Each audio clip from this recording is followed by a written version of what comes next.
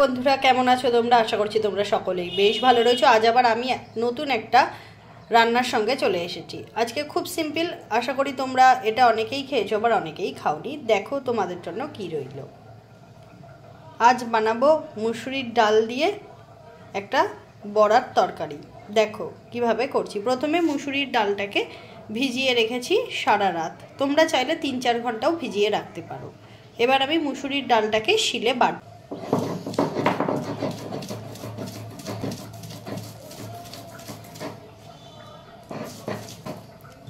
একটু বেশিক্ষণ সময় ভিজিয়ে রাখতে বাটতে কিন্তু তোমাদের কোনো অসুবিধা হবে না। একদম মিহি করে বেটে নেবে, যেভাবে আমি বাটছি এরমভাবে বেটে নিলে খেতেও কিন্তু খুব সুন্দর হবে। এভাবে বেটে নেবে।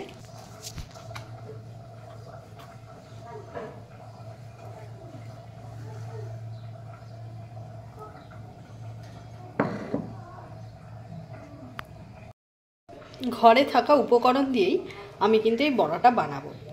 এটা হচ্ছে তোমার মুসুরির ডাল যেটা বাটলাম সেটা আগেই কেটে নিয়েছি ডুমো ডুমো করে, আলু সঙ্গে কেটেছি পেঁয়াজ আর রেখেছি লঙ্কা। তাহলে চলো কিভাবে রান্নাটা শুরু করছি দেখো। যদি ভিডিওটা ভালো লাগে তাহলে অবশ্যই লাইক, শেয়ার, সাবস্ক্রাইব, কমেন্ট করতে একদম ভুলো না। প্রথমে যেই ডালটা বাটলাম সেই ডালটাকে মাখতে হবে, বড়ার আকারে করতে হবে। তার জন্য আমি নিয়ে নিলাম ডাল বাটা। এবার দেব স্বাদ মতন লবণ, যে আপনারা যেমন লবণ খান সেটা দেবেন। সামান্য পরিমাণে লঙ্কা গুঁড়ো, সামান্য পরিমাণে একটু হলুদ। এবার দেব ভাজা মশলা। এই ভাজা মশলার রেসিপি আমি শেয়ার করে দেব আপনাদের সঙ্গে। দেব সামান্য পরিমাণ কাঁচা পেঁয়াজ, দেব কাঁচা লঙ্কা, এটা অপশনাল, আপনারা চাইলে দিতেও পারেন আবার নাও পারেন। দিয়ে দেব ধনে পাতা, এটা অপশনাল, এটা আপনারা দিতে পারেন বা আবার নাও পারেন, কিন্তু এটা খেতে দিলে ভীষণ ভালো লাগে। এবার এটাকে ভালো করে মেখে নেব। এবার এতে আপনারা সামান্য পরিমাণ আটা দিতে পারেন আর নতুবা বেসন দিতে পারেন, তবে আটটা খুব ভালো হবে। আমি দিয়ে দেবো সামান্য পরিমাণ আটা। এবার আমি এটা দিয়ে দেবো। এবার দেখুন আটটা কত ভালো হচ্ছে। ভালোভাবে মেখে নিয়েছি, এরমভাবে আপনারা মেখে নেবেন। কড়াইতে তেল দেবো, এটা আপনারা সাদা তেলও দিতে পারেন, সর্ষের তেলও দিতে পারেন।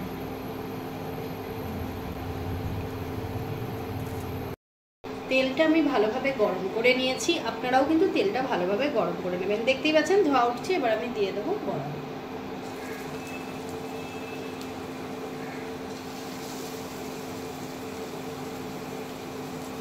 যদি আপনারা ইন্ডাকশনে রান্না করেন তাহলে কিন্তু এই যে স্টিল ফ্রাইতে দেবেন, তারপর করবেন।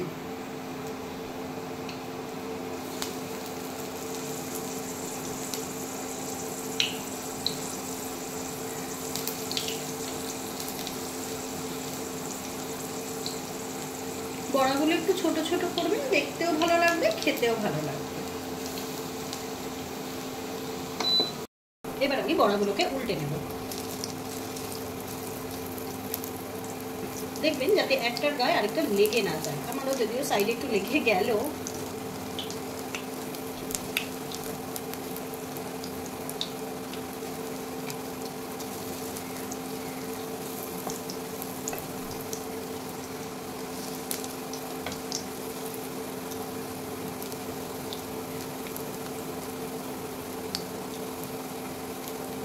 এবার এটাকে ভালোভাবে ফ্রাই হতে দেবে।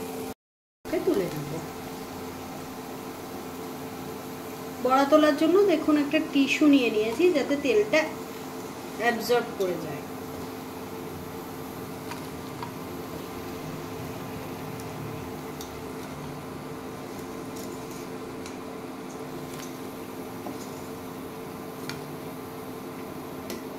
এবার পরের বড়াটাকে ভেজে নেব।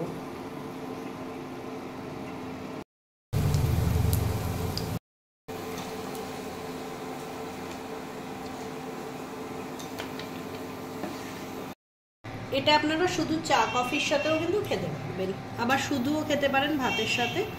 দেখুন কতটা মুচমুচে হয়েছে, ভেঙে দেখালাম। এটাকে এবার আমি বড়া করব। একটু সাদা জিরে দিয়ে দিচ্ছি, কেটে রাখা আলু,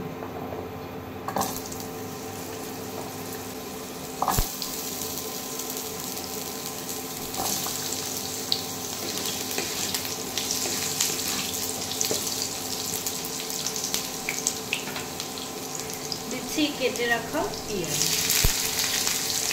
সঙ্গে লঙ্কাটাও দিয়ে দিচ্ছি।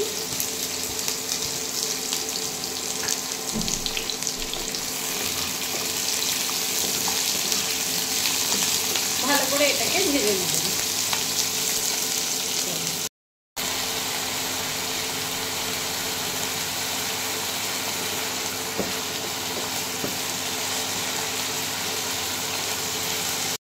আলুটা আমার ভাজা হয়ে এসেছে দেখুন। এবার আমি এতে দিয়ে দেব পরিমাণ মতন হলুদ, স্বাদ মতো নুন, আপনারা যে যতটা নুন খান ততটা দেবেন। দিয়ে দেব কাশ্মীরি লঙ্কা কালারের জন্য, দিয়ে দেব সামান্য চিনি,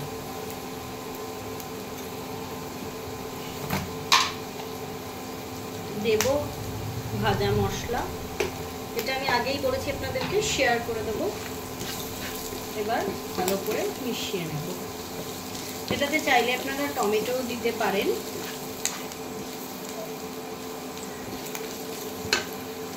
এবার দেব সামান্য পরিমাণ জল, ভালো করে মশলাটাকে কষিয়ে নেব। আলুর সঙ্গে মশলাটা ভালোভাবে না কষলে খেতে কিন্তু একদমই ভালো লাগবে না।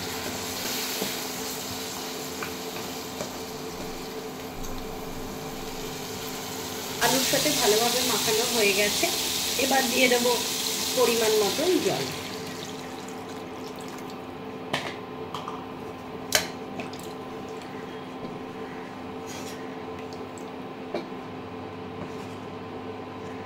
এবার আমি এটাকে সেদ্ধ হতে দেব কিছুক্ষণ ঢাকা দিয়ে।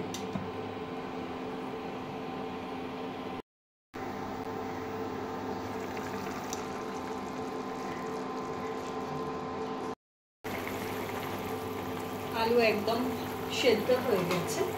এবার আমি দিয়ে দেবো বড়াগুলো।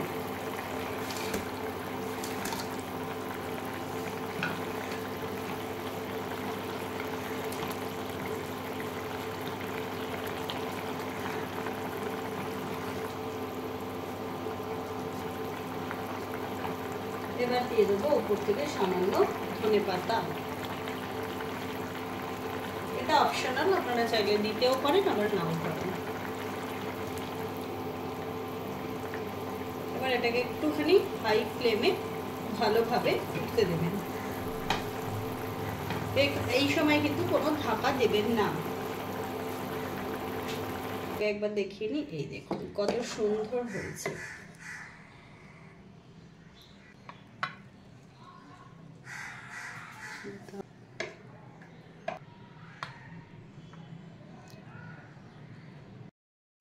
এবার গার্নিশিং এর জন্য দিয়ে দেবো সামান্য ধনেপাতা।